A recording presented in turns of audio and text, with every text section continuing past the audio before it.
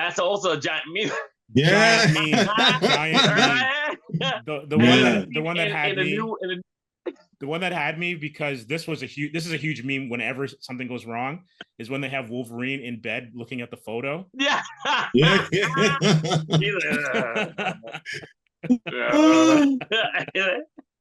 And they even made a statuette of that. Yeah, he's just crying. He's like lamenting what is lost.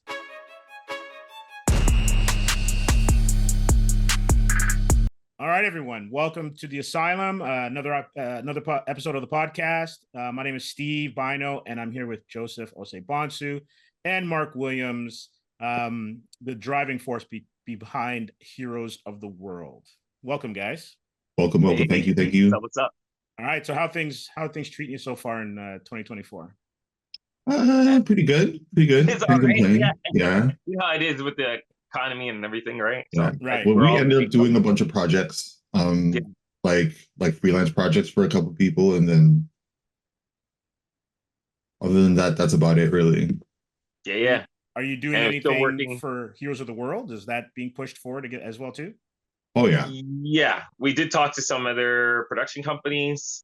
We can probably talk about those other two, but we're going to be going to another one. So we talked to Netflix and we talked to BBC. Netflix said certain things, and we were like, you know how Netflix is, anyways. And BBC, they don't know if they can be in competition with certain companies out there. So so we're gonna be going with somebody else, but we have another person we're gonna be talking to later on. So. Okay, that's great. That's good news, though. You're getting some interest and some heat, so that's good. And we will be coming to Gotham Central. Yeah, for June 15th and 16th for the summer event. So yeah, all right, great. I'll be there too, so we'll have a chance to catch up in person. Yes, exactly, for sure. So reason why we're having this podcast is because we wanted to talk about probably one of the hottest, cartoons out there right now that I think everybody's in love with and has a lot to talk about. So we're going to talk about X-Men 97. So, Mark, you can lead it off. What did you think about the season? I thought it was going to be I was going to boycott it from all the reviews and stuff of other people are saying this is going to be like this, going to be like that. I'm like, oh no, the agenda and all. I know some people don't really mind the agenda, but I'm like, come on, man, stop beating down throat. So I was like, I just give it a shot, I guess. But usually I don't. I'm like, look at those things. But when I saw this first episode, banger, and then they just kept on escalating up. So yeah, it's a 10, man. It's a really good show. Highly recommend watching it. And it actually seamlessly blends together with the last one. So, and also the other ones that were in between. So. Okay, good. I'm just mad at Gambit. Oh, this is not a spoiler-free zone. So if you haven't watched it, you might want to delay it. But we're going to talk about everything because there's so much to dig into. Man, the fan service, the just what they did with certain characters, what they didn't do with certain characters. I was thinking, even with the Gambit thing with Wolverine getting his anti-mantum claws charged up, I understand why other people are like, what isn't going to be blowing up then?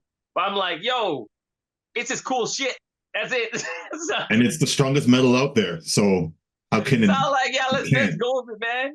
Well, Cyclops using his laser eyes, shooting down. I was like, when does his neck break? So that to me is pretty much emblematic of the entire season. They set the tone with Cyclops' intro in that fight scene. Oh yeah. Right? Yep. We have never seen Cyclops kind of do that kind of like alpha kind of superpower intro or use of his powers, because he's almost a pure shooting stuff out of his eyes. That's all he's doing. Right? And almost like a one-trick pony. But when you saw how he jumped out of the Blackbird and how he landed and he was just absolutely a boss, it's like, oh yeah, this is gonna rock. If you are a Cyclops stan, that's exactly what you wanted to see. I was like, damn, okay. Yeah, And at the end, I actually literally said, when he said, stop messing with my friends, and he put his hands like this, I was like, optic blast. Yes. Oh my goodness. That was crazy. Listen. What is this? Yo, I screamed. X-Men versus Marvel? Marvel versus X-Men? I was like, oh man. Oh yeah, they incorporated a lot of the games. Like even there's an episode where Rogue, kicking. I think she's fighting the Hulkbusters. Yeah, and then her kick is like her intro move. Like, oh yeah, man. Yeah, a lot of fan service. And Joe, what kind of set you off on it? What set me off of it? Man, everything. Like, this is almost the near no. I would say this is the perfect animated series, X-Men animated series. From the fact that they took earlier comic books, no, not earlier comic books, but like comic books that we loved from like the 80s and 90s, and infused it into the series. You know what I'm saying? Like the life death storyline, the executioner thing, like so dope. And then like even that last episode though, the season finale, amazing. Everybody's in there. And I loved how they weaved that whole 90s Marvel universe together. Yeah. Like you see, okay, this character exists. Iron Man from like the 90s cartoon exists, and Captain America. And then what's dope is that we finally got that, what was it again? That cliffhanger. That years-long cliffhanger that we've been waiting for. Are you talking about Spider-Man? Yeah. Yeah. You got that. And I'm just like, what? You found Mary Jane. Yeah, you found I it. didn't even notice that was Spider-Man. Yeah. I was like, wait a second. I had to look at an Easter egg thing. You see, and I was like, oh, wow, okay. It's like Mary Jane, Peter Parker, and Flash Thompson. Yes. With his duffel bag. And I'm just like, yo, this is great. Like, so you were saying before, Steve, like Mark, like, talk about fan service. It's the ultimate. The show brings you the ultimate fan service. And even Cable wearing the costume. That's what X-Men game. Yeah. Well, it's in the comic books too, right? Yeah, he was in the comic book too. You're right. Yeah, he wore that in the comic books first, but it's like, no, everything was just on point. The action, the drama, the dialogue. Wakanda forever. Yeah. That 5th episode. I was like, what is this? Well, wait. Before we get to the 5th episode, because I think we can probably talk about that one for a minute. Mm-hmm. But the thing that I found really interesting is that, like, I kind of fell off of the original series halfway through. Me too. Right? I was like, what you're saying? Like, same okay, thing. I liked the first couple of seasons, and then I kind of fell off. I don't know, maybe just getting older or whatever, or it just didn't hit, right? Mm-hmm. But they kept my interest completely with this one. And I loved the animation, right? Yes. Of the fact that a lot of the OG cast was back. And it was almost, at least from in my opinion, because I like the X-Men, but they're not like my top tier title. It was a greatest hits. It was basically a greatest hits album of X-Men stories. Yes. My only, and I understand why, because you're constrained by animation and budget and all that kind of stuff, is some of the stories were too quick. So like the Goblin Queen, I was like, what? It's over already? Kind of thing. But for the most part, I loved the pacing. I loved everything about it. I was happy that you didn't get too much Wolverine. Like you just got enough of Wolverine. Because I think he works best in those kind of scenarios. And he already has his limelight in other aspects of the X universe. And the thing with Wolverine too is like, if you go back to like the Fox movies, they've exhausted him so much. He was the main character in pretty much all the X-Men films, minus like Days of Future Past and First Class. But he's always been the guy in those films. So to have Wolverine kind of sidelined for this series, I don't mind it. I didn't mind it at all. Yeah. He did get his moment though with Nightcrawler, which was dope.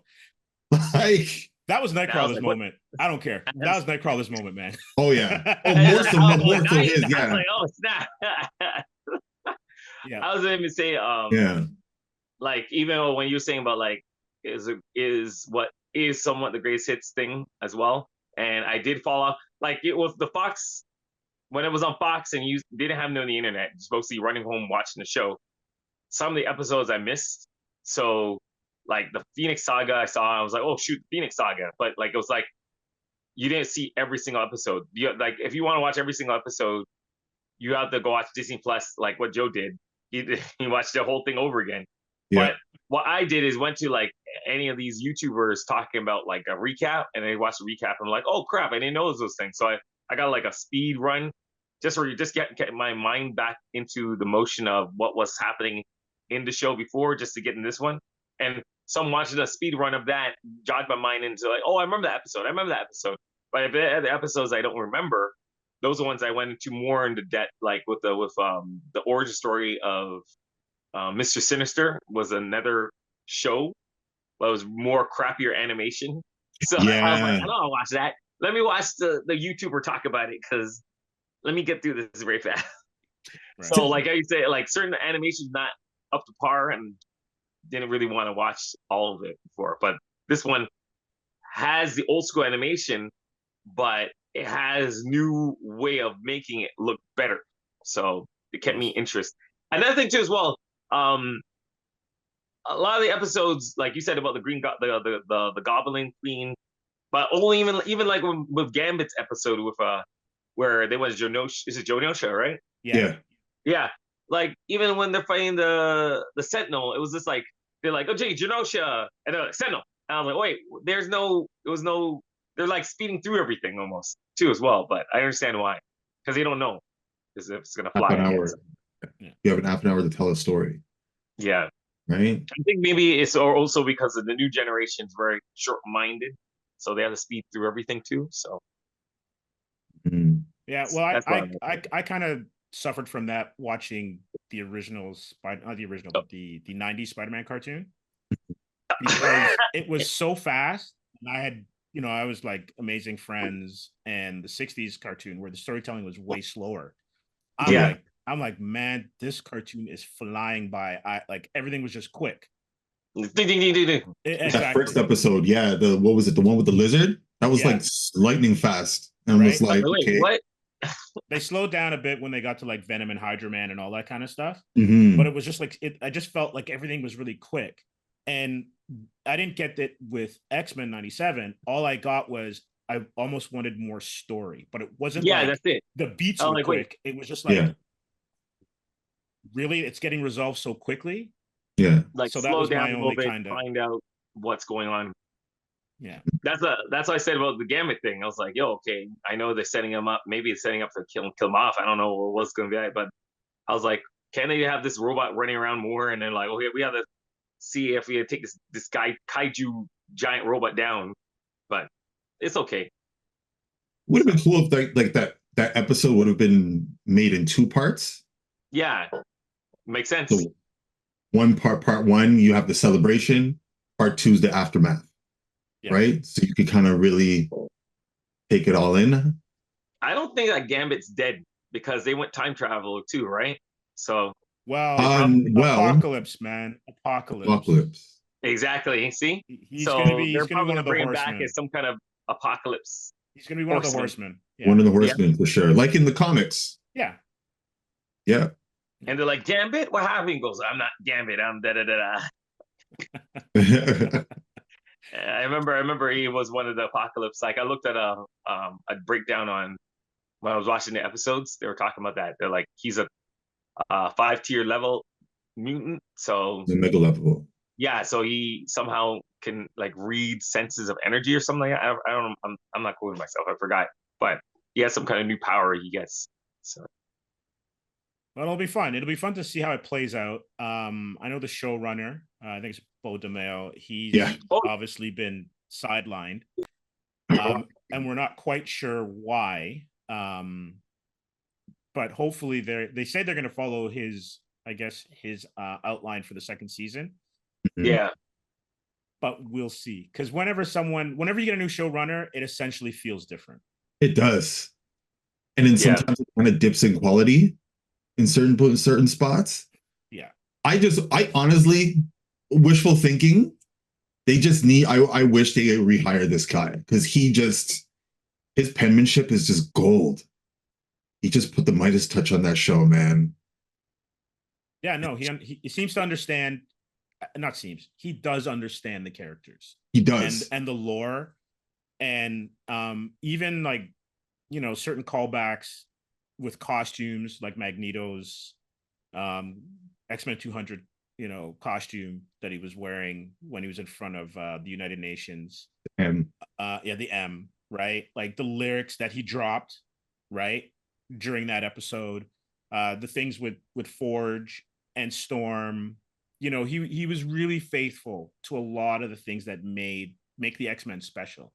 So I'm hoping that whoever they have to come in on season 2, and then I guess beyond, because I can't see this not going 3 to 4 seasons, that they're able to hold the standard as high as it's been set, because it's a high bar right now.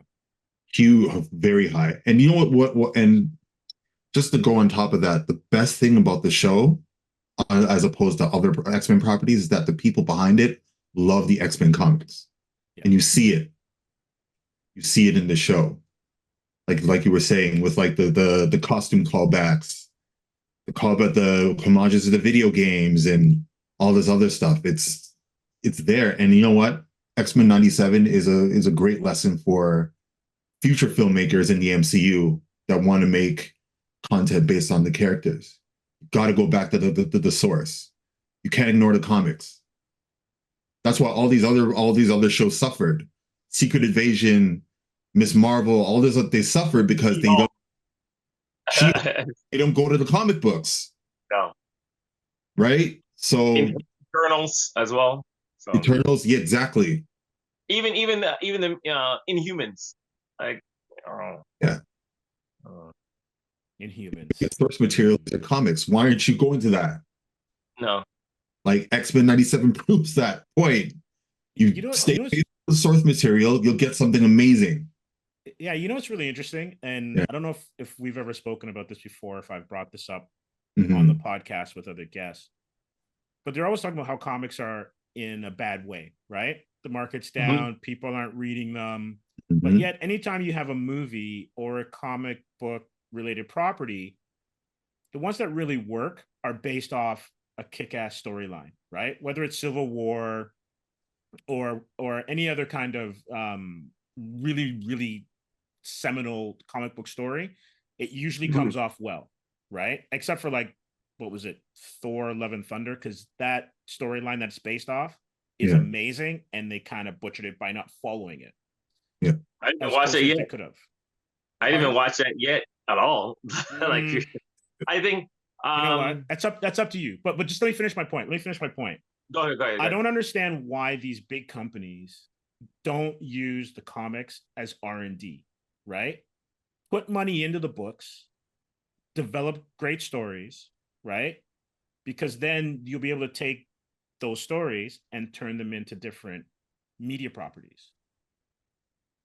You know, a lot of the advancements that we get in cars come from car racing. And in some cases, those are money losing, you know, propositions because of how expensive it is to race in certain series. But then when it comes down to the manufacturing side of it, you have all these, like all the paddle shifts that you have in cars now. No one has a gear shift. That's all from auto racing. So look at the great stories. You look at all the best Spider-Man stories. You use elements of the great storylines, right? Same thing with X-Men. You're right about She-Hulk. I think if they'd stayed closer to the source material, although I liked She-Hulk, I thought it would have been a lot better if they stayed closer to the source material, because I think the casting was fine. Tatiana Maslany was great, amazing. The CG, that's one thing, because that's another part of, you know, how they rushed a lot of that stuff. But if you want to keep comics alive, use it as R&D, get good stories, bring in readership, and then you can turn them into movies. Because look at Blade. Blade's being rewritten for like the 4th time or 5th time. It's crazy. What? Right? I just read it last night, and I'm just like, what? Like that's like Groundhog Day, right? It's like, is Bill Murray writing it? Because like every time they get to a certain point, oops, start again. Yo, if I was Mahershala Ali, I would be so pissed. That man got I'm laughing at the whole like shit show that Hollywood is doing. They're like, we gotta make things sick. I'm like, just follow what's good. X-Men was good. Look at that, and then do that. That's all he has. Right. Why you have to do something else? Like that's a like you guys are stupid. The guys are doing stupidness. I know. I think that's why they're not learning. They're like, no, what? We'll do our own thing. That's it. They're pulling the Bryan Singer. It's actually just making me more like I don't like. You know how bad it is. Like I'm trying to even sell my Infinity Gauntlet because I'm like, screw this crap. But the X-Men, like X-Men stuff, I just took out of my thing like Storm. I kept this. I won't keep in the Storm. Keep in the thing that I like. I kept my Black Panther, keep all the Black characters, and Deadpool because I like Deadpool because the new Deadpool looks pretty good. And Deadpool, I guess the Deadpool character is not messing up. We don't know yet for the new movie that's coming out. I don't know, but like a lot of the things I just like took out of the package. I was like, no, nobody cares about these characters. Some of the characters, I put them in a box. I said, okay, goodbye. Until you guys get into focus again, I'll put you back up. And that, and like, so yeah, just keep doing what is good and stop doing the nonsense, you know? So well, yeah. Like you think of James Bond, you think of Sherlock, they usually are adapting one of the novels, right? Or a short story or something that, you know, it's just kind of bulletproof, or at least they can improve on it. But they're not necessarily throwing out the entire concept to say, well, this is my Sherlock. No, we're doing Sherlock, right? That's why Jack Reacher does so well. Reacher does so well because they adapt different. Really? But think about it though. Parts of the novel. Think about it though. Like I saw bits of the Tom Cruise movies, and people who like those movies like them. But because they're staying for the TV series closer to the source material, where like Jack Reacher's actually humongous. Yeah. Like Alan, what's his name? Alan Richardson. Richard. That man's massive, right? Oh, And they have. You saw him in person, right? I haven't seen him in person. Have you seen him in person? I saw him in person. I was on Jack Reacher. I'm playing. Okay. For those of us who are those of you who are watching and don't know, Mark is like on set for many a show you've probably watched. Oh, I think he might be part of the Federation of Planets, and we just don't know. Yep. Keep that undercover. I'm like, I'm there. Look for the face. Right. So how? So is he? Because he looks massive. He is big. He's a big man. He's a big man. And even in person, he's big. And that's what Reacher's supposed to be, right? Like Reacher's supposed to be basically a bull in a china shop. And so when you're able to meet the source material, and then as we were speaking earlier, the fan service, right? Like Tom Cruise, he's great. Probably the last great movie star that we've got right now. But he's not Jack Reacher's size. So when you have him in those kind of physical confrontations, you're right. You kind of have to suspend your belief. Just Tom Cruise beating people up, which is kind of.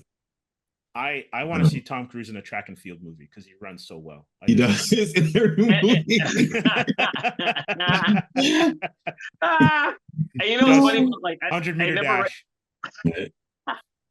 I never read the Jack Reacher books, but from your perspective, word of mouth again, you're saying he's supposed to be a big guy. Yeah. I, Joseph and yourself, I believe in what you guys say because you guys look at source material, and I'm like, okay, they're not talking crap. So if he's big, he's supposed to be big. Never look online, he's big. So yeah, they picked the right person to be a big dude. So yeah, makes sense. I think it's the third season, I think, coming up. They actually have, there's a character, because I haven't read the novels, but a friend of mine has read a lot of them, and that's one of the things that he had said. There's a character in this new storyline who's supposed to dwarf Reacher. And they've actually cast a guy who's probably like Andre the Giant type size. I saw a clip of him, and he's supposed to make Reacher look small. So it'll be very interesting to see how they play that, and especially because like their camera tricks, you know, the way that you set up the camera and stuff, where people who are shorter couldn't look the same height. Yeah. So it'll be interesting to see how they go about that. I'm in season 3, so I never seen the guy yet. So I can say about Jack Reacher, but now you got me thinking.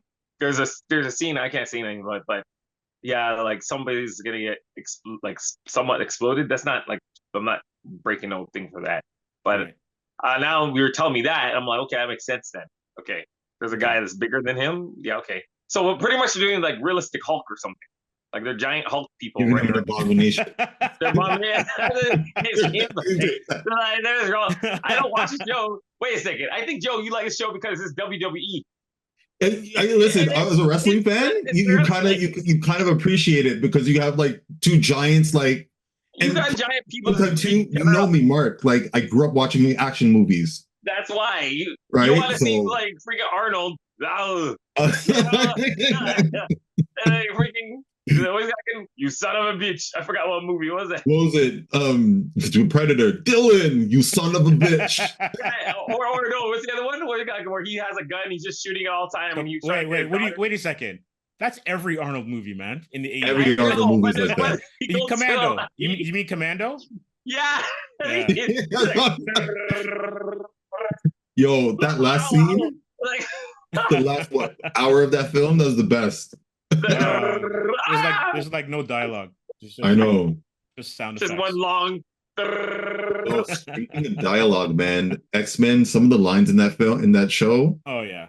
especially the exchange between, like, one scene that stood out for me is the scene between Rogue and Gambit. Like them finally coming to the realization that though we love each other, it's not, things can't meld. Things can't meld together. Things won't. Right. And that was pretty cool. He just has to live through Magneto.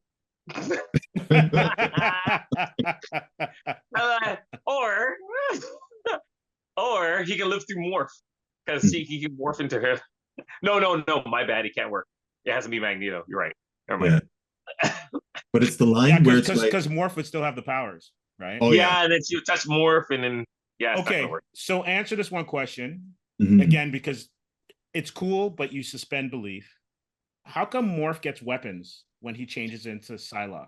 That makes no sense either. Like, That was the one that I was like, where'd the swords come from? Like, it still was cool, but I was like, okay, yeah, whatever. Maybe he's like, I think it's a part of him, I guess. Maybe he's like Clayface, right? And he can morph these swords. Okay, I don't know. We'll have to get the research department on that, but that was just one of the things where I was like, that's interesting, right? But, what is going on? Yeah, he was dope in this series, actually. I really enjoyed Morph. And that's another thing too.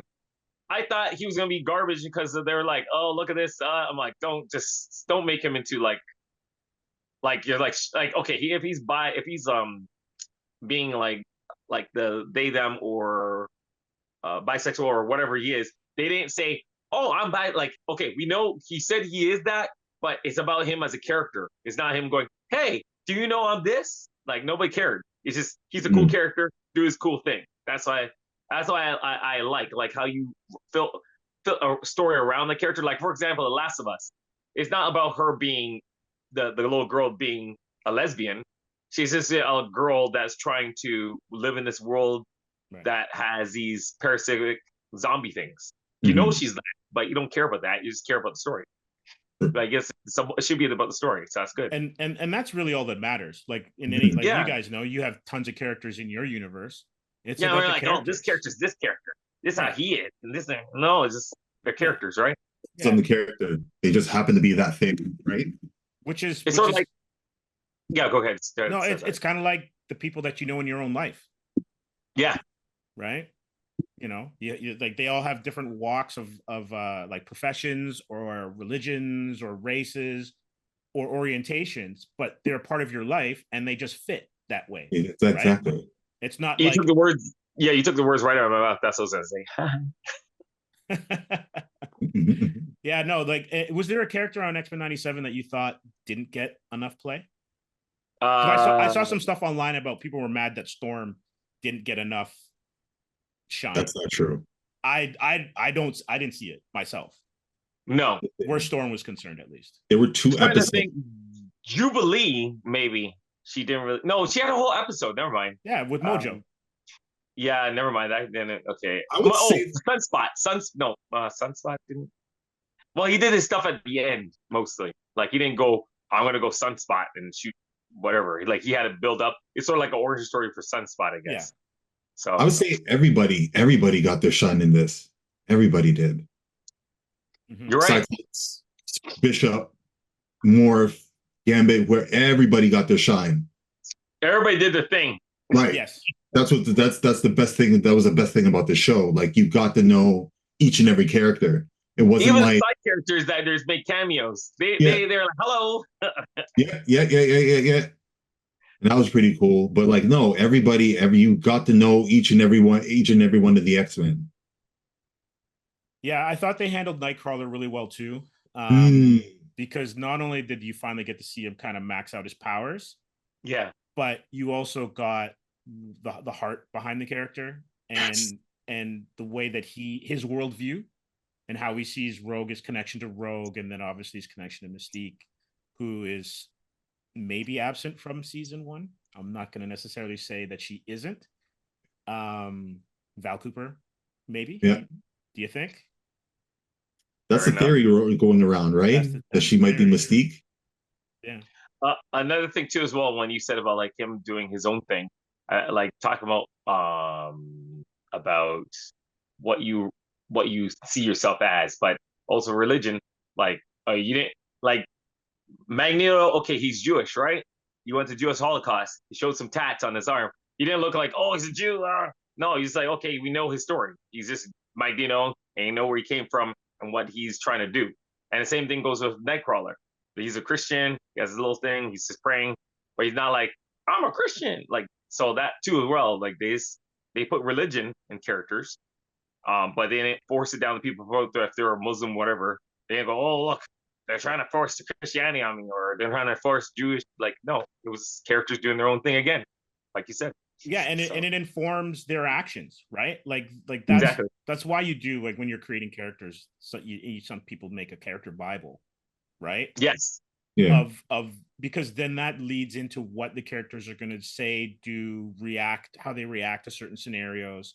And so Magneto's stance is completely determined by his origins and how he grew up and what he had to face, right? Yeah. And that's why he doesn't see things the same way that Charles does. Exactly. And can't, right? But he makes him just crazy. Yes. And Captain America, even in that too, like he's trying to be he's just doing the Captain America thing. Yeah. He's like, it's not like I'm America. Like, and it didn't go like politics. And that's one thing I've always loved about Steve Rogers is the fact that, he's America's top cop or symbol. That's pretty much he's a super cop. He tries to deviate from that. He's always deviated from that, where he just wants to be a good person. Yeah. That does the right thing. Yeah, he's I guess he's apolitical. Yeah. Because he's thrown away that shield more than once. Like I think he and Peter Parker should be walking down a pardon? Rogue I think Rogue threw it away this time. He's probably still looking for it, to be honest with you. Yeah. but like he when he became Nomad, he's been disillusioned with the American government like several times. Mm-hmm. Right? Yeah. So yeah, you're completely correct. Like they everyone has their moral center and then they act off of it. Yeah. One of the things that I really enjoyed, because I think this is the thing that you're kind of sometimes missing in the live action stuff, is that they were able to portray and convey the sisterhood between Jean and Aurora, where you bought it, right? Like you bought their friendship. Like in a lot of these movies, you're not really even sure these guys and gals are lifelong friends or go into battle where they may not come out of it alive. Right. The way that they interact, right? Yeah, right. And I get the friction or whatever. But when you saw how Aurora and Jean, and I'll throw Madeline in there, had to kind of like adjust to what had happened to Jean, and then what was happening to all of them with Aurora losing her powers and all that kind of stuff. And then when it comes back at the end where Jean and Aurora are basically touching foreheads, expressing their love for each other, I was like, that's a moment. That's it. That's it. Right. And that's, to be honest with you, I think that's why we love X-Men 97, because it's that kind of heart that runs throughout the entire season. And that's why episode 5 hits so hard. Yeah. Because you care about these people, because you know they care about each other.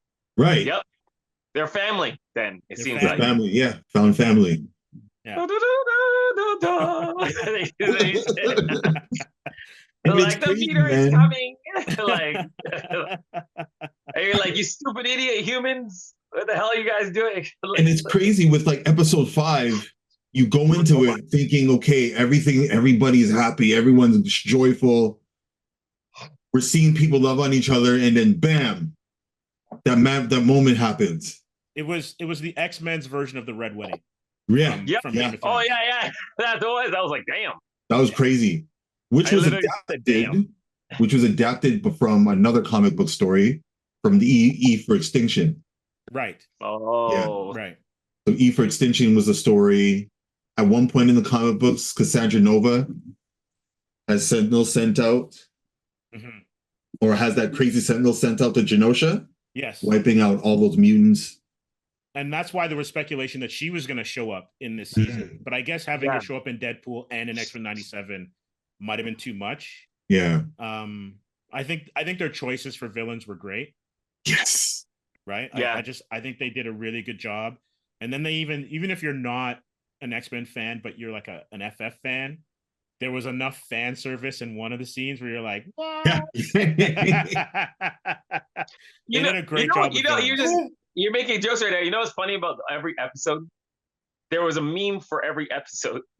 It's so true. It's true. Everything had a meme. And you know your show's good when people are making memes about the thing. That means they're talking about it, and they found something like, wait a second. And then you question like, oh, that's hilarious because why they do that? Like, right? Or why? Like, what was it? The ones that stand out to me when Cyclops uses laser eye and shot down to jump down. They're like Cyclops before, Cyclops now. He has like mega neck, and like like this, like it's like his neck can support the laser beam. And then the other one was it when Storm got her groove back. I was like, what? And last what was the last one where Magneto's strapped to the thing, and like, so why he had to take off all his clothes then? Like, what was the point of that? Oh no! And he's like strapped like X-Men. He's like the X. Yeah, there were memes flying everywhere. Yeah, memes flying everywhere. But there's that same one with like Magneto and the X, but then you see that's what I'm saying. You know, like, what the hell? Man, you know what? Social media is terrible. I'm just gonna leave it at that. It's just terrible. No, it's hilarious. But the thing is that memes make shows work because people want to be part of the conversation. Like, what is this thing referencing off of? So should I watch the show to get the joke? And it worked for the show because like Jon Snow or Walking Dead had a lot of memes, but not a lot of people catch on some of the stuff on Walking Dead. Yeah, people watch Walking Dead, but the memes make people wondering why these people are joking around these certain characters. So then people start watching like, oh, I get the joke now. So yeah, and there's almost 30 years of history, right? When you think about it, like 27 years of history. And you know what's funny about the jokes? Even when people make jokes of the show, like the old X-Men show with Juggernaut, I'm the Juggernaut, bitch. Charles, you're effing my head. You got a whole bunch of black guys talking over. Yeah, those are amazing. Those. And then the freaking movie referenced you know I am. I'm the Juggernaut. And because everyone wants that line, right? Exactly. Right. It's like Hulk smash or whatever. Or, for example, even though it's not funny, but people knew that's gonna happen. Like when the Cyclops went, we didn't know, we were waiting, and everybody's saying that optic blast. Like, we know it's from the freaking video game. Yes. But it's in the thing. He shot that laser like an optic blast, and I'm like, yo, it's optic blast, man. Oh, yeah. it's a meme of a meme, but it's not a meme. Like it's from a video game. Like, come on. Yeah, but it's all part of pop culture that it's all weaving in, right? And that's the reason why. Like you think of like a game like, let's say GoldenEye, right? Yeah. GoldenEye, I would almost say supersedes the film in pop culture because everybody was playing it of a certain age. Yep. And so that almost is like that is more of a lasting memory than Brosnan's films. You're right. You're right. So the video games are really important because then you have that generation who would then go on to watch the Daniel Craig movies. But without the GoldenEye game, you might not have those James Bond fans. You're right. So the games are huge. And oh man, Marvel versus Capcom. Yeah. Oh, I almost forgot.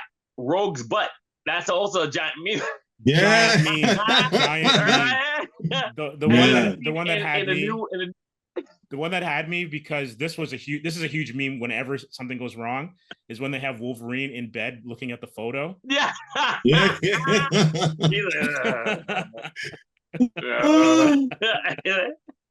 And they made a statuette of that. Yeah, he's just crying. He's like lamenting what is lost.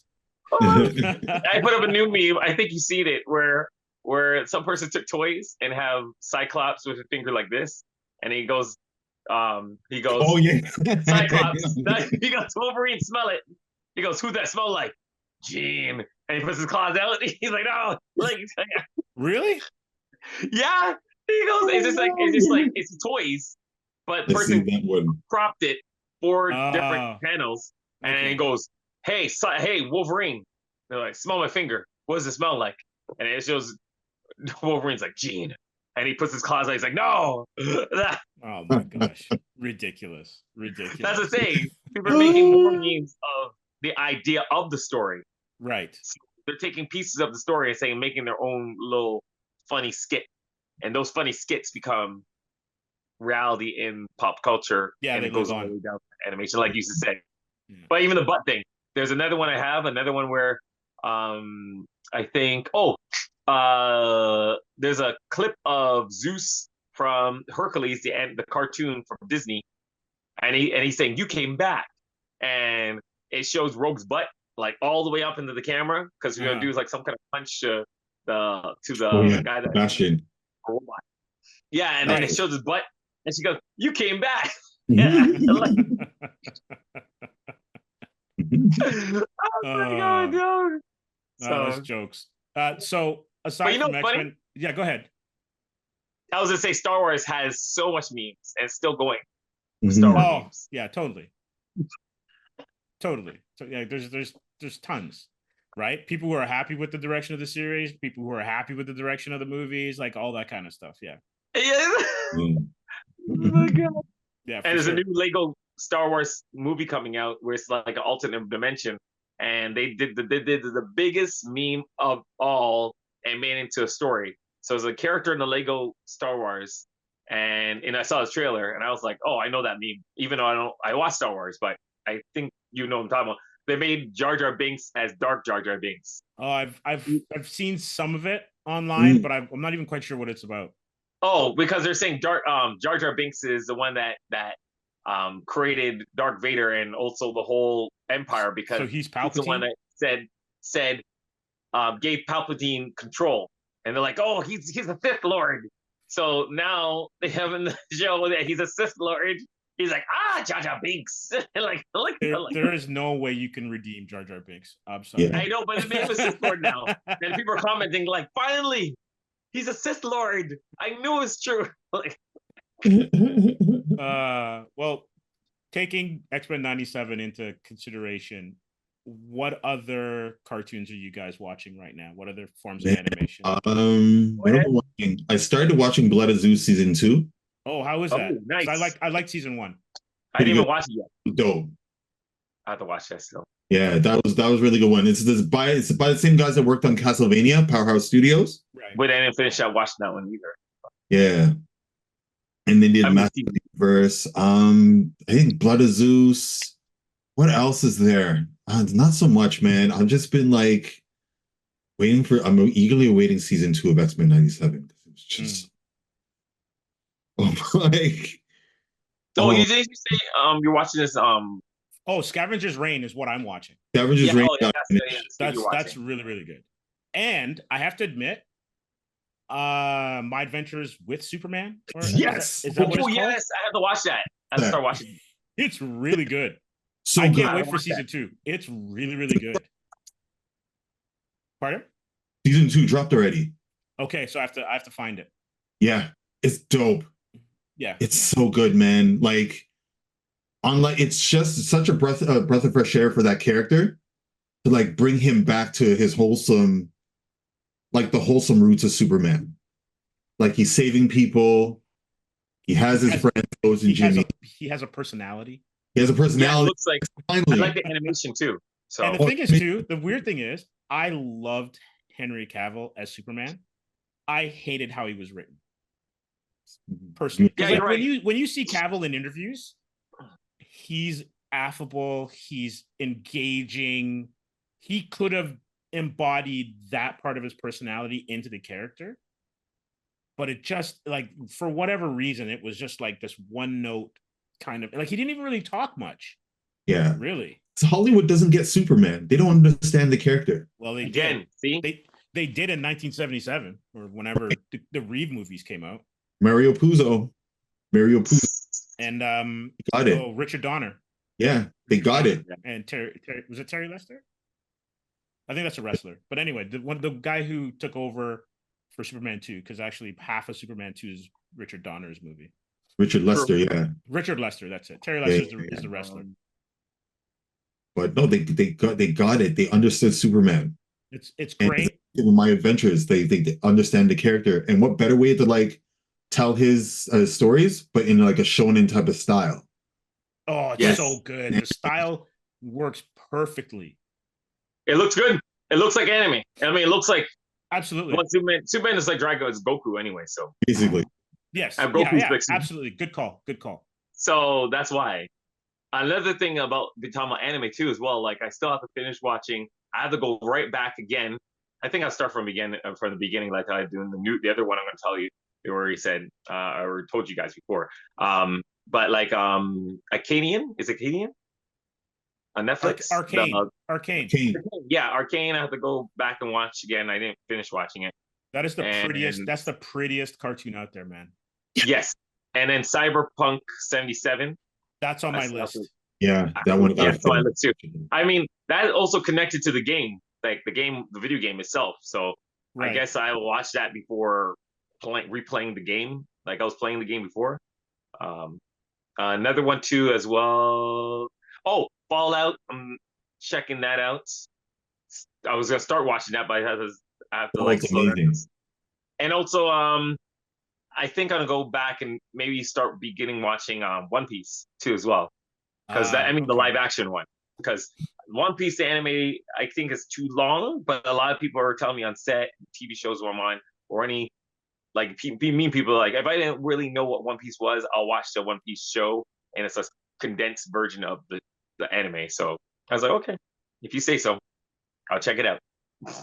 Okay, but I have to look this one up because I finished watching it and they've only done one season of it. Which one? Oh, I gotta see if I can find it. Okay, keep talking. When I find it, I'll let you know. Oh, Heavenly Delusion. I told you and told Joe about what's it got? Pethian, yeah. Which came out in 2022. It was made in 2019, and everything in that show is about the whole AI movement right now, and also Neuralink and all that. So take the Matrix, Black Mirror, like the one you said. What can we said Superman looks like? My Adventures with Superman. Yeah, the anime style looking Matrix, Animatrix, almost I could guess. And yeah, it's making you think. It's a thinking show too as well. So they make fun of Steve Jobs, not making fun of him, but using a spoof of Steve Jobs guy as the antagonist in the show. Right. And they have you have this tech girl that's just like all about tech whiz. Like it's crazy. The show's crazy. So speaking of anime, can we go back to X-Men 97 for a bit and like acknowledge the fact that a lot of the scenes felt like a 90s anime? To be honest with you, I thought they Dragon Balled They X-Men. they did. Dragon Balled it. It's like super hot. Yeah. And big ups the But you're studio right about nerd that too. because those guys are Like a crazy. mixture. It's a Yeah, mixture. no, Yeah. they did a great job, and I think that's why it works. Like, Yeah. there's no secret as to why anime and manga are so popular, right? And they don't. One thing they don't do is nerf their characters, No. right? It's Yeah. all about that's your power set. All right, we're gonna Gotta give you level the up. entire. It's all leveling up. Right? Until It's they all like leveling up. God tier, and they're like, "Oh, you're a god. I'm gonna be universe tier." Yes. I'm like, "What the flip?" Like, Yeah. we break universes now. I'm like, okay. Pretty much. Crazy. Like you I said showed episode I showed 5. Joe Ultra Instinct Goku, and he's like, "Oh, I know the music from that." Yeah. He's like super white hair, like on Sephiroth mode. Yeah. Yeah. But no, it's like you see like episode 5 felt like that. Mhm. Rogue, the whole Rogue action sequence with Rogue taking out Ross's men. Like Yes. Or Magneto Amazing. taking out the Earth. Oh, or Magneto, Yeah, no. yes. Yeah. Dun, dun, dun. Crazy. yeah. That's what makes it great, though, right? Mhm. And the villains are just as powerful. So that's where you have your stalemate. It's not like for one of the things for Endgame, just going back to the MCU, Captain Marvel is mad powerful. Scarlet Yep. Witch at one point was going to beat Thanos by herself, right? And I'm thinking, if you're so powerful, why are you then doing hand-to-hand combat if you have these like this wide range of powers, right? Like Iron Man never uses a repulsor ray on him. Everyone comes in there and wants to fight him hand-to-hand, but you could have beaten them with distance attacks the entire time. And what X-Men 97 does is, all right, okay, fine. These guys are the characters that fight in close quarters, like Nightcrawler. You see him fight with 3 swords using the tail and using his teleportation powers as part of his fighting style. Yes. Right? And you don't necessarily see that whenever all these characters are represented. Like I think they did their homework on a lot of stuff. Oh yeah. They did a lot. They did a lot of R&D, and it shows. Even with like Cyclops, even when like Nightcrawler was fighting Bastion, like, that was crazy. Yeah. He's kicking him, punching him, teleporting, hitting him this place, teleporting, hitting him that place. Nuts. And when you think about it, that's a crazy power. Mm-hmm. Like it's one of those things where I think also the video games come in. Like, you know, when you have certain power sets that get, you know, as Mark said, leveled up completely in a video game, just put it in the show. Yeah. Same thing. Especially Cyclops using his eyes as to push himself around in the first episode on the ground. Yes. Like, pew, pew, pew, pew. I was like, what the heck? I was like, okay, I didn't think of that. I was like, okay. Yeah, and there's always that debate: is it heat or is it concussive? But it's concussive, right? Yeah, and it's funny. The '90s cartoon made that mistake where they made it heat based, right? Where the sun fueled his powers. Interesting. Okay, but it's just like no, that's never. Is that from the X-Men show?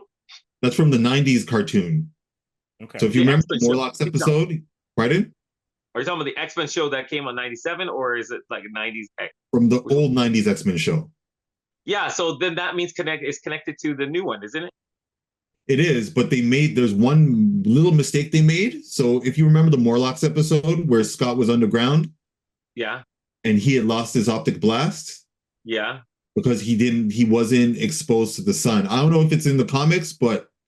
Yeah, but I mean, say if it's in that's connected to the new show. True. So it's still canon. Well, the thing about it is, though, if that's the case, when he's on the blue area of the moon, his optic blast wouldn't work. Yeah. There's another thing you just called out again. See, dude. Weird. I don't know. Okay, so what we got? But it's We got okay. the claws, Hey. energy claws. We got the morph turning his hands into blades, and now we got Cyclops' eyes working on the other side of the. Which is fine. But at the end of the day, it's still a good show. It is. Great show. Amazing show. It's a great show. And going back to the anime that I couldn't remember, I've that's what I was gonna say. this. Heavenly Delusion. I think it's called Heavenly Tengoku Delusion. Daimaku. I think Mm. I probably butchered that, but What it's is Heavenly that? Delusion. It's on Hulu. I'll read you the synopsis. Let me see. Is there a synopsis here? I don't have it. I don't have the synopsis here, but it's really good. It's animated really well. What's it it was about? on Hulu. So it was on Hulu, and I think there's 13 episodes of it. Oh, I don't. Yeah, you because of the filter you've got on, you may not see it. Yeah. What I'll do is I'll throw up Yeah. I'll throw up an image of it on the YouTube. okay. But you know what? There's some good things. Like I'm looking forward to Invincible returning. Oh yeah, I didn't watch that either. I had to start watching it again. Oh my gosh, That's good. It's good. What show's this? Invincible. Invincible. Oh yeah. Yeah. Invincible's really good. Yeah. I mean, I saw season 1, and so I was watching season 2 a little bit, and it was like I know it's season 1 episode was episode to episode. I was just waiting for the whole thing to fill up so I can watch the whole thing as one. I remember watching the first season and being like, you know what? I gotta get my hands on the entire series. Yeah, get an omnibus or something, right? Yeah. I read everything and I'm just like, man. You did that. You did that, and I went to those channels to just break down everything. And I was like, okay. It's crazy. Like never have I read a comic book and was actually screaming while reading the panels. Like I'll be honest with you. So Vaughn, you guys know Vaughn here at Comix Asylum. Mm-hmm. He was like, this is years ago. He was an OG Invincible guy, right? Oh. And so I was reading it because he'd bring in a copy or have it on his iPad or something. And I'm like, what kind of madness is this? Like the stuff that's going on in the panels, it's like, this is absolute madness. And there's some Viltrumite battle scenes in space where it's like carnage. You think The Boys is bad? Oh my God. Yeah. And so I can see why it became as popular as it did, because like it's basically a Spider-Man and Superman were amalgamated into one character, and all the Kryptonians are absolutely terrible. And if you threw in Fist of the North Star. And throw in Fist of the North Star. Absolutely. Great point. Throw in the gore of Fist of the North Star, you got Invincible. That's Invincible. And Dragon Ball. And Dragon Ball too, yes. Yes. When it comes to like the off the scale power levels of destruction and stuff. Mm-hmm. You know, getting punched around the world and all that kind of foolishness. Yeah. Punching holes in people's heads and stuff. Man. Okay, I just saw some pieces of Invincible, but I think I got up to the part where the guy made a huge brain of his brain because he made like multiple himself in different universes. And as I finished, I stopped and I was like, I'm waiting for all the episodes. I don't think you'll be disappointed. They do a really good job. They do a really good job. And the thing is, I think, like in that animation style, it seems like animation style, the is it what I say, Joe? Is it Pantheon or Pantheon? Yeah, it's a Pantheon, Invincible.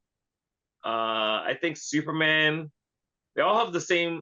I don't know if it's the same studio, but it looks like the same. It's very similar. I will admit it's very similar. And that's where Scavenger's Reign takes a left turn in terms of that look, where it almost looks like a British Mobius indie kind of look to the style. Yeah. But it works. It works so No, well. that's what I like. That's what I like. I look at it, I'm like, yo, that's pretty dope. Get those people to work on my working on all kinds. Like, give it to Heroes of the World. That's what I'm saying. Yo, Mark, we need to get Bo DeMeo. We need to get Bo DeMeo, the writer, the showrunner thing. Reach out. Yeah. He's pretty. The one thing about him is he's really accessible on on I guess on Twitter. So I'm not Oh, saying that you okay. could like reach him, but I'm saying that when people are interacting with his posts, he absolutely Hmm. responds. Nice. Yeah, he absolutely responds. But he's great. Like the way that he set up the season and the way that he has the show in place, Hmm. no complaints whatsoever. Like it's top notch, Which top notch. which show? X-Men 97. Oh yeah. I was like, I know you were talking about other studios. That's what I was No, like, no, no, all no. right. I was just talking about how his work on X-Men 97. Okay, gotcha. Yeah. Okay. So, Well, I don't know. Maybe he worked on those other shows. I don't know. I'll have to check his IMDb. Yeah, check his IMDb and then you see it. I Yeah, guess. he did stuff for Moon Knight actually. Oh, The really? live action? Yeah, like I think he wrote on Moon Knight. Okay. From what I read Okay. somewhere. Yeah, He's a Marvel head then. yeah, he's been working with them. I didn't know, man. I didn't know you could pull it off. So Yeah. Well, I would love to see a Heroes of the World cartoon. me too. I don't want you to get something else to try. Get something else to try. I just want to watch. About speaking of that too as well, like you can have good drawings, but sometimes your story can be okay. So I was gonna say, no, not putting no shade on Cannon Busters, but Cannon Busters or the Joe, you told me the Black Samurai, so it's just all right. But Oh, Yasuke, see, Yasuke. yeah, so I didn't even watch that yet, and he was like, "Don't waste your time because it's a Yeah, little tiring." it was But slow. Yasuke was slow, so I but guess no. I don't know. Maybe I'll try it out just to see what's it about. So Find if we were doing a Heroes of the World cartoon, we need yeah, the right people. You need the right people to pull it off. You yeah, need the right people to pull it off. You need to start it simple and then just build up from there. And then you need the right animation team. You know what? It would be dope, Mark, if we got like Studio Mer to work on it. true. Those guys are crazy. Steven, did you watch Cannon Busters or No, do you knew about Cannon Busters? no, unaware of it. Oh, that's hilarious. Because remember we were talking about there's a lot of great stuff out there, but Yeah. you don't necessarily know that it's around, Yeah, you're right. right? Because there's so much content out there, right? Do you know Black Dynamite, right? Oh, absolutely. Okay, so Black Diamond and Boondocks, the creator of those two, our animation lead animator, LaShawn Thomas, had his Yep. own book called Cannon Busters. I mean, Back in Joe the and day, I of met him. course, LaShawn Thomas, absolutely, because he was doing Yeah. stuff on TMNT long Yeah. time ago. Yes, and Yeah. he was down in Comic-Con a long time ago, Fan Expo, my bad. And I got him to draw one of my characters before. I paid him to draw it, and I was like, "Oh shit, my character looks so dope!" Like it was a kid. There was a cat in I was making my own role playing game before. I still have it. Mhm. Joe already knows. Mhm. I might change the name anyways, but it's called Dark Planet. And there's a character like I was trying to make not spoof off, but there's a character that is like a half man, half cat, and he's a cat burglar. And he has like Wolverine claws that extend, but not extend as like Right. they're like gloves, and then Right. they can like fold out like that or something. I don't know. But anyways, I gave him that weird drawing, and then he made it look like his style, and I was like, "Holy shit, man, Yeah. this guy's He's got a dope." great style. His style's really And nice. he said he's like, "Oh, you going?" I'm like, "That's when I was going to Sheridan." I was like, "I'm going to school for Sheridan." I'm like, "Where you learn to draw?" He goes, "Oh, I just talk to people, man. I don't know. But if I was going to school, I'll go to Sheridan." I'm like, "Oh." But yeah, I didn't know he was gonna come up with his own stuff after. So I did check out his show. He has a show off his book that he made called Cannon Busters, got kickstarted and got only one season on Netflix. So it's there. I'll check it I out. mean, you still could check it out. I watched the whole season, but I don't know. Maybe I'm a person that was already because I knew it was coming out. I was like, "Oh, I want to see his thing." I got overhyped, so maybe this is okay for me. Mhm. But you can check it out. Tell me what you think later on. Definitely will. I think Yeah. also too, sometimes you can maybe sometimes lose your vision if it's your first one and it's yours, if you know what I mean. Yeah. You're trying to serve so many masters, but I Yep. think that no matter what, you got to kind of bring whatever it is that makes you special. So if your stuff's about energy and action and whatever, you got to have energy, action, and whatever. Yeah. You know, and the story's got to be good. Like I love all visual mediums, but if the story doesn't connect me, then it doesn't work. Like Arcane is a perfect example. It's amazing, beautiful. That's all I need to see it. But the story matches it. Yeah. Oh, yeah. So then you're like, okay, I'm in, right? Yeah. All the ones that we're talking about today, the animation is fantastic, but the story's on point. So on point. Like, right? And when you have an on point story, the visuals just it's just the icing on the cake. You know what I mean? Castlevania was a good one. Yeah. Right. Season 1, I guess, and I don't know what season 2 yet. I didn't watch it yet, but season 1 was like spot on to the Castlevania video game. But even like, I was wondering how they're gonna make that side-scrolling game into a story, and it worked. So for me, it did. I was like, oh, I was watching like, I'm not a Castlevania fan, but I know the game and I have the game. It's too hard for me sometimes to play this damn thing. But I like, I knew when I even heard the music, they even put the music, like, you say fan service, and they go da da da da da da da da. They actually put it in a game, in the freaking cartoon. Nice. And he started doing the same thing, throwing those crosses in the holy water. I'm like, okay, this is the video game. You guys know what you're doing. So same thing as I you know what? As for me, I guess I liked it was Super Mario, the movie. Yeah. And it felt like I'm watching a Super Mario thing. So they went back to basics, saying I don't know how they were going to do it, because I know the live action was not that good for people. I didn't mind it, but it's not that good either for me. But I was like, how are they going to pull this off? And I guess they did it for the fans, but a lot of people are like, oh, what's going on? It's not making sense. But it felt like Mario. So and that's all that matters, right? That's exactly all that matters. Did you watch Sonic 1 and 2? No, didn't get a chance to. You should watch it. It feels like there's some pieces in it. It feels like some kind of rom-com thing or whatever. Like number 2, it felt like 3 different movies. But once it gets to Sonic, you feel like you're watching a Sonic. It's Sonic. You're watching Sonic. It's a Sonic movie. Like, you know what? That's how I felt about Bumblebee. Yes. Yeah. Oh, the first 10 minutes of Bumblebee is the best piece of Transformers ever. Yeah. If you like the Michael Bay stuff, that's great. If you like the cartoons, that's great. But those 10 minutes or whatever it is on Cybertron, oh my God, they totally nailed Transformers. All they had to play is the okay.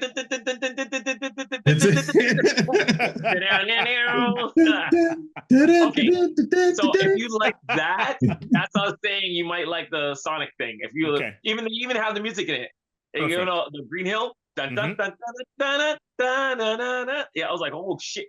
I didn't even know that. I'm not a Sega fan. I play Sonic. And it's kind of funny getting back to, and we'll end on this, but getting back to X-Men 97. Is that the greatest theme song? Yeah. 1,000%. Is that the greatest theme song? 1,010%. In cartoons and animation? Hey. Dun, dun, dun, dun, dun, dun. Like, you got like 50-year-old men getting hyped when this thing goes. Right. Never skip the intro. Never ever skip the intro. But that right, you never skip the intro. Never. You always want the intro. And then they always would throw in stuff where they give like characters their own title card and all that kind of stuff. Yeah. But you want to hear that because that theme song slaps. It's amazing. Slaps. They just released the soundtrack for the series just a couple days ago. I'm gonna have to see if I can by the Newton Brothers, or at least find it on Spotify. But it's on Spotify. There, it's amazing. You know what? That X-Men 97 did. Like, obviously, you're saying that, but if you go back before when it was X-Men and it came out, the Japanese took it and it's like we don't like it that much. And then Joe showed me a Japanese anime version of that. The anime intro to the original X-Men is mind blowing. Crazy. It is crazy. They took the Jim Lee character designs and like this intro is crazy. It's almost like I don't even know how to explain it, but it's like, you know what it is? It's like when you go back and you watch old footage from the 70s and it's like regular definition, standard definition, and someone then shows you something in 4K. It's like, okay, so this is what things used to look like, and this is what they look like now. When the Japanese do their intros or they re-up an existing intro, they absolutely level it up to a point where it's unmatchable. They can't do it. God tier. They're It's like, God that's tier. it. It's absolutely God tier. Yeah. Right. And They're even back to the 80s, like when they first did the G.I. Joe movie, right? Yeah. Yes. And when they redid Robotech and stuff like that. It's like, I can't believe that this is the cartoon that I was watching in the past. And this intro is amazing. And why can't I get this intro? Like, a classic example is Bionic 6. Like, go back and look at the intro to Bionic 6. Oh, Yeah. man. To this day, it's still like, wow, that is ridiculously well animated. Crazy. You can't forget the Teenage Mutant Ninja Turtles. Yeah. Somehow yeah, that yeah, intro yeah. looks so sick still. And like, Yeah. it's like, I don't know. I was like, what's going on? Exactly. And then you watch the cartoon, like, this is not the cartoon. The thing about it is, a lot of these, I was reading somewhere that a lot of these like Japanese anime, like these Japanese animation studios, they worked on animation for these Western cartoons. Right. So they did stuff for Transformers, G.I. Joe. They did a lot of DIC cartoons like Captain Planet and Galaxy Rangers. And Saber Riders and stuff like that. Saber Riders. Well, Saber Riders right, is an Captain anime. Planet, you're right. Yeah. Bionic And Six. We Yeah, work I was like, yeah. together. We fight for right. Right. God tier. They're leveling up. Crazy. They make sure they're like, you're gonna watch this show, even if you don't like the show. It's When I show you the beginning. It's like when you get, I don't know, a cover on a comic book drawn by I don't know, Jim Lee, Mark Silvestri, and then you get a fill-in artist doing the interiors. It's kind of like like what happened? Or was it Joe? You told me about that guy that he draws like small head and he got a big body. Oh, like, Rob Liefeld? Yeah, he's like, yeah. He's got his own fan base though. Like, say what That's you want. He's got he's still energy. He's still doing it. Still doing it, and his stuff has some energy in it, man. That respect to him. Respect to him. Yeah. I just like the memes. That's you know what though? You know what I love about him though? He embraced it, because that same drawing you're talking about is the Captain America one, and then he updated it with Falcon as Captain America and drew it the same way. I'm like, genius. Genius. The man is a genius. Good for him. And he did it absolutely on purpose. He's like, yeah, there we go. Yeah. The man is the best. Rob Liefeld. Well done. Yeah, man. Speaking of God tier, Rob Liefeld. Oh. Yeah. Yes. You know what? I didn't mind the Spawn cartoon. Spawn cartoon was fantastic. That was dope. A lot of people still love it to this day. And I think that was HBO. Was that HBO too? Yeah. Yes, it was. You're right. See, Pardon? How many episodes was Spawn? I'm not sure. It's probably 2 seasons, so that around 26 or so. Really? Okay. And I think Cyber 6 was around the time. It was dope. Cyber 6. Cyber 6 is fantastic. I think they were a French production though, but I think it was a French, Japanese, Canadian. Oh, that's why. Co-pro. I'm like, why does it look anime, but don't look anime? I don't know what's going on here. Oh, French. Yeah, the French always look anime. Yeah. And I like puppet character designs. Oh, it was amazing. Crazy. For those of you who are listening like, and don't know about Cyber 6, just Google it. Yeah. Check it out on YouTube. It's great. You see what we're doing? It's all word of mouth again. That's the thing. There's certain shows that you said there's a lot out there. You don't remember it, but if a person that you respect, or you're like, hey, these guys are, or whoever's talking about it, let me go check that out. There you go. So yeah, definitely. Well, gents, this was fantastic. I had an amazing time chopping it up, talking about X-Men, talking about anime and cartoons in general. What can we be looking forward to from you guys in the future?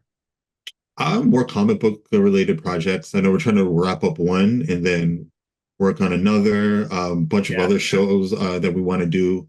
We're going to do like I said at the beginning of the pod, we're going to do the Summerfest at Gotham Central on the 15th and 16th of June. So come look for us there. And yeah, that's pretty much it, really. Fair enough.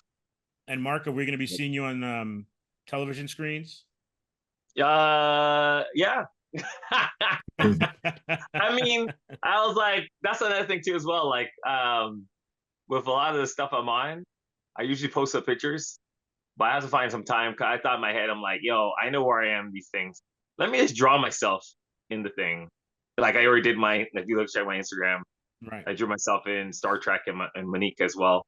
My wife, she was in Star Trek as well, and she was playing one of the deck people that are in the ship for Strange New World, and I was an alien, and also a space pirate. So I know you can't see me as an alien. I mean, well, you can. I think people actually recognize me because it was just my skin color, a big forehead. Like always, when they have black people in Star Trek, they always have some big forehead in the head, and they're an alien, right? Right. So, right. So yeah, I'm one of those. And a space pirate, I just look normal. Well, my hair's crazy and stuff, but I have like teeth look like I've lost it or. So I was thinking in my head. Wait a second. Wait, there's scurvy in space? Like pirates? I don't know. It's like I'm like, what's going on with these pirates? Like they're trying to do Pirates Caribbean meets. You would have thought they would have solved that problem by now. Yeah. Meets what is it? Rocket Raccoon. Oh damn it. That's a movie girl again. They said Rocket Raccoon. You mean Rocket? Yeah, Rocket? it's like a mixture of that. They're trying to they're trying to mush things together. So I don't know. But yeah, you can see me in those things. I guess there's other things out, but just look for like they didn't cut my hair yet. This is from like 2019. I'm still I don't know. Well, you got to keep your headshot current, right? So it's all good. They want the hair all the time. I don't know what's going on, so I'm just letting them do what they have to do for the shows and stuff. So just look for if you have this kind of hair or hair flattened down my face, you'll see it. You'll see it. Perfect. Perfect. Well, thanks again for coming by, guys, and we'll chat soon. All right, sounds awesome. Thanks, man. Take it easy. Peace.